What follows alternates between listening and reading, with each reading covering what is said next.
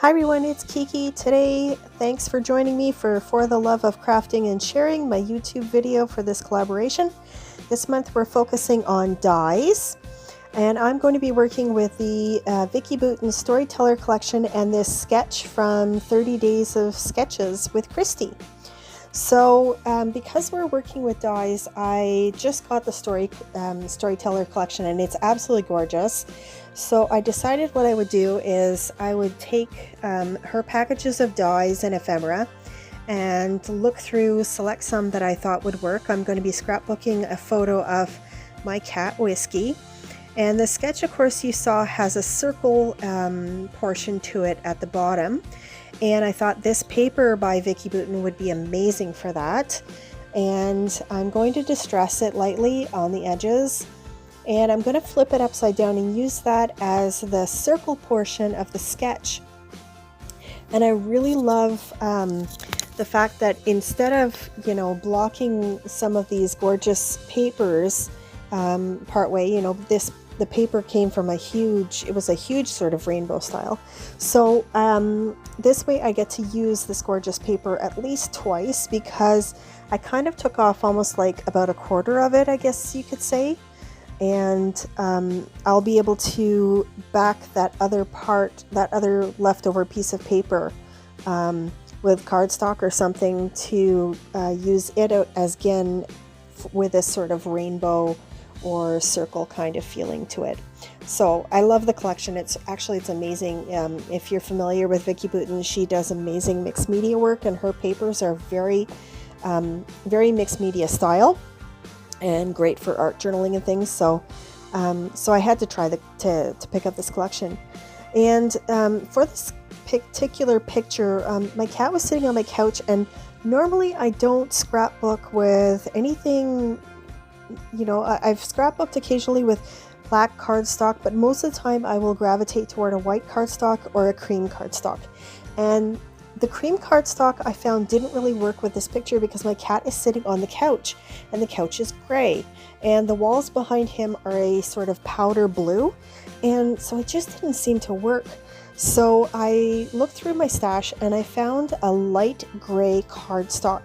And I looked at the papers that Vicki has produced, and she does have some gray in them, and they're all sort of leading on. There are some warm tones in it for sure, but they do have a lot of cool tones. So I decided I'm gonna give this a go with the gray cardstock. So I'm gonna back this photo of my cat on this cardstock. It's kind of like a red check, and of course I'm going to distress the edges. I love distressed edges because they just seem to set apart, the photo a little bit more. And then with such a sort of mixed media feel from this particular kit, it really sort of lends itself to it. So you'll see me later on. I'm going to do some distressing. I'm going to do some edging, and just kind of to set things aside and grunge them up a little bit more. Now the photo for the sketch, you'll see it had two strips and then some squares of paper. So this paper is going to be perfect for that because it's already got sort of layered papers, and they're distressed with distressed images on them. And so I really like this one that's got the black and the navy in it. And so I decided to use that. And I'm going to use this burgundy paper. Now the paper strip is sort of supposed to be centered over it, so this is how I'm sort of figuring out the size. I'm not measuring anything like too precisely. I'm just not that type of person. If you've seen my videos before, you know that I like everything sort of perfectly imperfect, and so I'm going to distress the edges of this paper as well. And if you want to pick up some additional tips from the video, stay tuned till the end. I'll show you some extra little tips from me. And if it's the first time you're here, then make sure you click that like button and subscribe to my channel, and click the notification bell so that you'll get notifications of my next videos. I'd really appreciate that. So I'm just going to distress all of the edges, and then for these two particular papers, I'm going to edge them, distress the edges, and I use some Tim Holtz Distress Stain in Vintage Photo. I think I initially tried using the old paper because I thought that would work better. And of course, you'll see me, I'm tearing the edges of the paper too, just to give them a really distressed look. I didn't want them being, you know, too perfect. Of course, that's just not me. So I'm doing the edges there. I go for some of the old photo first, which kind of has a greenish cast to it, and I really thought that would work well. And then I realized like it's just not really doing much for the edges. It's not sort of setting them apart. So I go for the Vintage Photo Distress Stain. And I love these distress stains because they've got a dauber on them, and you can just run them along the papers, and it just, you know, like really quick to edge your papers that way. And I've got so many tips for using them as well. If you want to do like a kind of a great splatter effect with them, you can just sort of flip them upside down and stomp them onto your paper, and they'll create this circle with a, like kind of a splat around it, which is really kind of cool. But I haven't used a lot of them in a while, so I really want to try to use them up. So then I've got this, so this is the navy paper, and it's got some text in sort of a light pink behind, like on it as well. So it's very mixed media as well. So I want to use that particular portion of the paper. So I'm going to cut that out for this particular sketch. And then trying to find another paper for what I was going to use for this was a little tricky. But I did find this text paper, and it's really great. It's like, it's smaller text than you would normally see in a scrapbook paper, but it's full of words that are just awesome. It says like best times, small things, show them you aren't the ordinary type, you're the best, you're so funny, you're loved, let me see now, what else, you know, one more chapter, dear self, a book is a dream you hold in your hands. It's just got all this great text, and so I wanted to have some of that on the page. So I've cut that up. I'm going to distress these as well, but these ones I'm not going to edge with the Vintage Photo. I don't need them to be set apart too much because there is quite a contrast from the navy to the white. And what's neat too is that the text, it's kind of more of an off-white, but the text is actually sort of gray, so it works really well on this cardstock. So I'm going to start actually putting things down. And I've got all the base basically for this sketch. So I'm going to put the circle down. It doesn't matter that it's not cut straight at the top, because that's going to end up being covered by the photo and the other papers anyhow.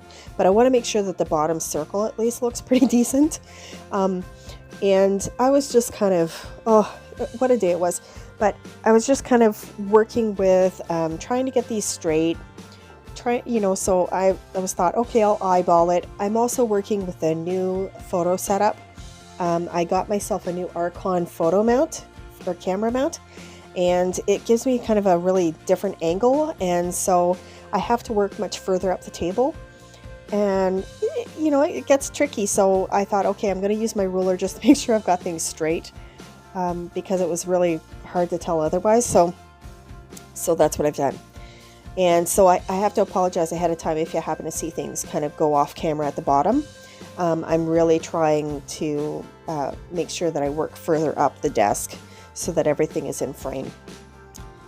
So I'm putting down the center part, that one from that sort of paper collage paper. And I really did want to sort of make it grungy, and it looks, to me, it was like the perfect paper for this because it just kind of grunches everything up. So I've got that. I'm going to put down the other papers. I love this collection. It is so up my alley. I picked it up from, I had seen so many people using it, and I got some of the collection, some of Vicki Boutin stuff in an STC sampler recently.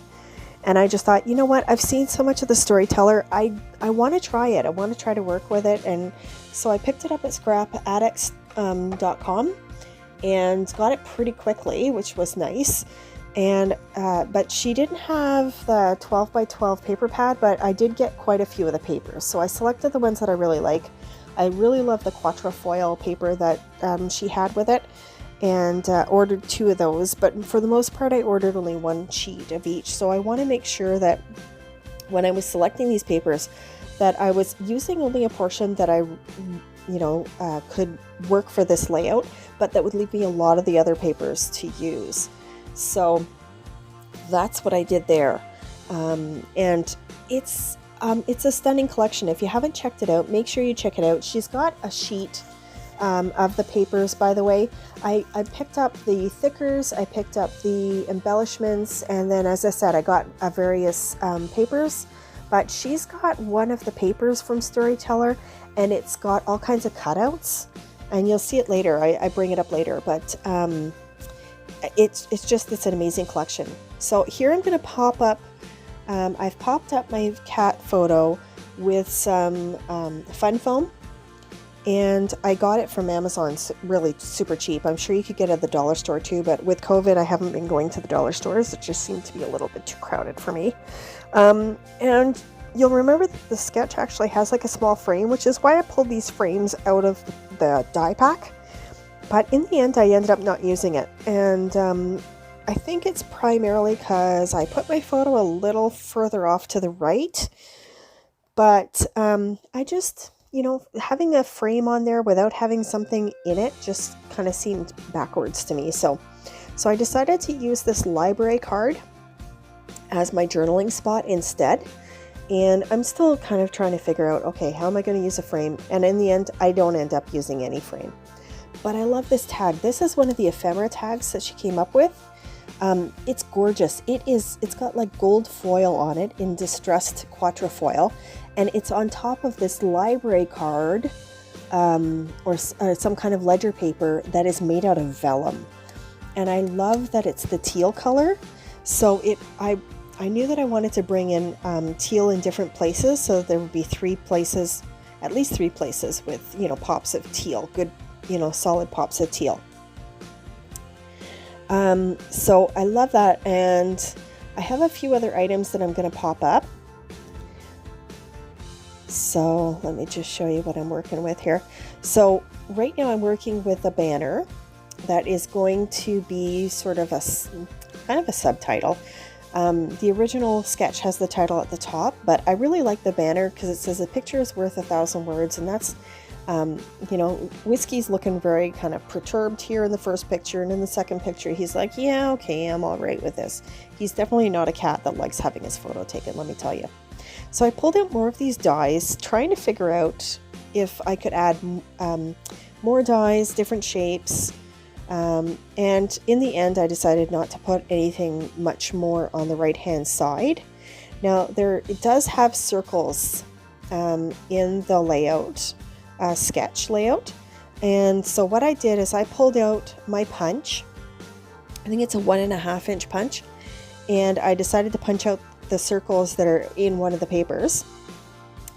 And I'm going to punch out 2 because there's a circle element at the top right in the sketch, and I wasn't sure if I was going to use it or not. It ended up being kind of small, and I didn't want to sort of draw my own circle. I know, lazy. But I punched it out all the same, just in case. So I really like how it's got the punch of teal on it as well, but I also had like a Prima canvas that was kind of in this mossy green, and I thought I might use that, but I wanted this particular embellishment and element to be a little bit bigger. So what I did is I actually glued the punched die down onto this canvas piece that had already been, I'd already sprayed with Heidi Shine spray, and then I popped it up with some fun foam again to give it, some more dimension. So there's lots of like lovely layers on the left hand side because there's so many different papers that are layered, and then this is popped up and it actually sits over the photo. So it's just kind of a lot of fun. So now I'm going to work on the top cluster, and the sketch had like 3 banners, and wouldn't you know it, like here's that cutout sheet I was telling you about. So she has like this strip that includes stitched on banners. So I thought I'm just going to cut out these the banners here and use those with the stitching. It's going to look really cool. and put those up at the top. Now this is where like I start fussy cutting them, and I'm trying to figure out like, okay, these are actually wider than the circle that I punched. So I'm already in my mind thinking, okay, what am I going to tuck these under? Because I don't want them to be the only element at the top, the only embellishment up there. Because I really, the photo, the layout is so sort of heavy paper-wise on the left-hand side. And on the right, I have layers, but you know, I need something to sort of balance up in the right there. So I start looking through the dies again and seeing if there's anything that I want to use there. She does have this really cool embellishment that's made with vellum, and it's a moon, and it has the words, I think it says look up or something, like always look up at the sky or something. You can see it up there on the left hand side of the page. But in the end, yeah, so I pick it up and I'm like looking at it going like, okay, maybe I'll use that, maybe I'll cut it out, but it's too big. So I'm thinking, okay, cut it in half. And then I was like, no, it's not gonna work. And sometimes that's just the way the cookie crumbles, right? I mean, you end up with a sketch and you want to kind of stick to it, or be inspired by it at least. And I was definitely inspired. I did love the design and I loved all the layers, so I wanted to stick to it as, you know, as much as I could. But I just didn't have anything that was going to go on top of the banners. So I pulled out my sticker book and I found this bracketed paper, and it's like how did this happen? I don't know, but it's the same color as that sort of peachy color that's in the circle on the bottom. And so I thought, great, this is going to pull in those colors right up through the top, like on a diagonal. So I've pulled that. Basically, this is just basically a happy planner, and I have put pages. So it's an old happy planner, like I think it's from like 2019 or something, and I got it really cheap. So what I did is I followed the method from RTS Scrapbooking, which is to create a book where you line the pages with wax paper. So all you have to do, you know, it doesn't have to be perfect or anything. And then you take your stickers, you take your embellishments, your dies that you like. For your stickers, you can stick them right onto the wax paper. They will come up and they'll still be sticky. Trust me, this was really sticky. For your dies, like, you know, Vicki Boutin's dies, like if I end up with some leftovers eventually, I will just put a little tiny bit of foam tape or something behind them just so it sticks to the wax paper, because you always end up gluing down the dies anyhow, right? So you're not really destroying anything, and they're lightly glued to the wax paper that way, and then everything's in one book, so you can just kind of flip through things really quickly. So I'm really glad that I found that tip from RTS Scrapbooking and used it, because lo and behold, this was the perfect thing to add to that paper, or to the banners there. Just to pull in that other color from the bottom and lighten up that top, so that it wasn't too dark up there either. So I love how that worked out. And then in the end, I took that circle that I had cut out of the paper and I used that anyhow and just extended that over the bracket. And I really love how that turned out. And then there was this day pass ticket, which I really thought was kind of cool. And the blue seemed really empty to me, so I just tucked that underneath the photo. And this is why oftentimes when I am putting down photos or matted papers, I will not, you'll see, I won't glue the edges, or I won't put tape runner on the edges. I will usually keep the edges up so that I can, so that I can tuck things under later. So that's just the way I work, and I find it works for me, because then I can just kind of, if something's missing or I need to add another little bit of color, another little splash, I can just tuck things underneath at my leisure.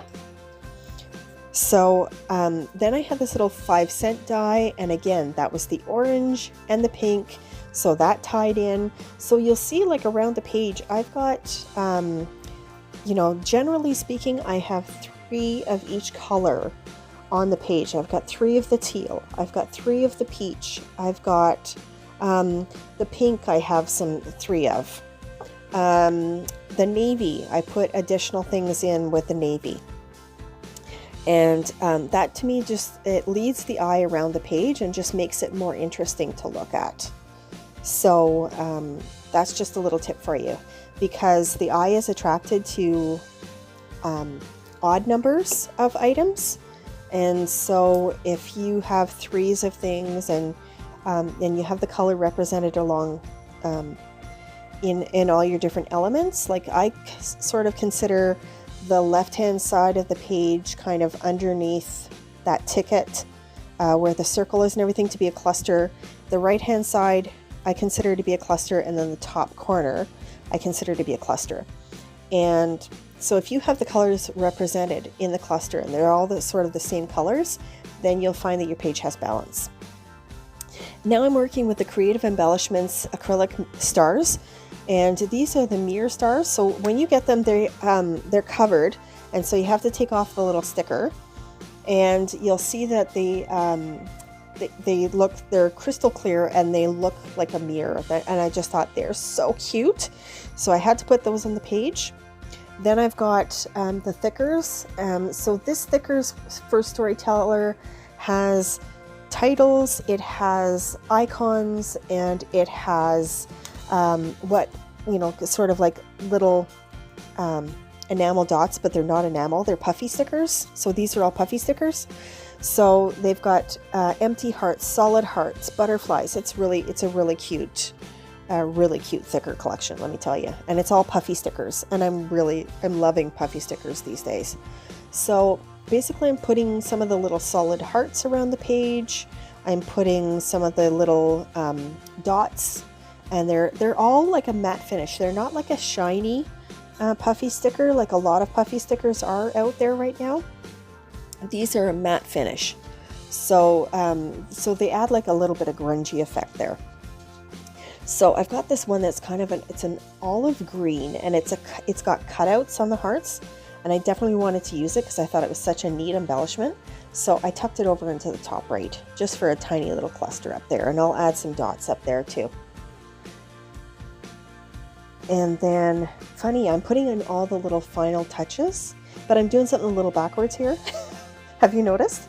I'm putting all the little finishing touches, and I haven't got the title on the page yet. So I'm just going with it. I'm realizing like, oh, okay, I've got to work on the title, and I have an idea where I'm going to put it anyhow, but I just wanted to put down the little dots and the little hearts.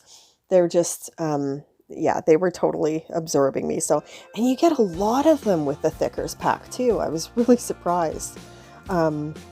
There's so many. She's really jam-packed it with lots of little embellishments. So I'm going to grab this title called Photo Op. That says Photo Op. And initially it says put the title up at the top there, but I found it just crowded the page too much. So I've got it down on the bottom on the circle. And to me, that was the perfect title for this, because Whiskey doesn't like having his photo taken. He's like so nonchalant. He's like, yeah, okay, I really don't like this big flashy thing in my face, so take that away. But he did let me take his picture pretty close this time around, so I was really pretty happy about it. So that's why I decided to do that. So I'm going to put some gold Heidi Swapp shine spray on there, and color shine. I love this stuff. And you know what? I don't care that the mirror and the gold are mixed metals. Personally, I don't think of mirrors as a metal, but I mean, technically they are silver. But, and I don't know that a lot of people would put gold on top of gray, but to me it was just a way of tying in the gold quatrefoil that was on the tag. And I thought it gave it that something that it needed on the page. So I'm doing that. I'm going to journal on my page. What do you think of that, folks? That doesn't happen often, but I just thought, I'm here, I'm going to do it, journal on the page. So I really hope you enjoyed this layout and that you'll give it a try. Christy's doing another series of 30 days with sketches, so be sure to check out her Facebook group. I'll leave a link to it down in the description. And also check out the other ladies that are in the description as well, who are in the blog, the YouTube hop for the love of crafting and sharing.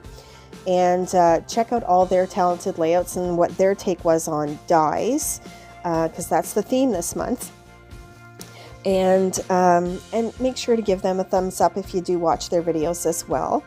So I really appreciate you being here.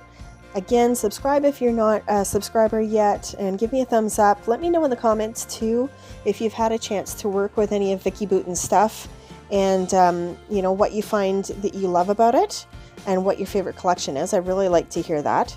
And coming up, we'll have some close-ups as well.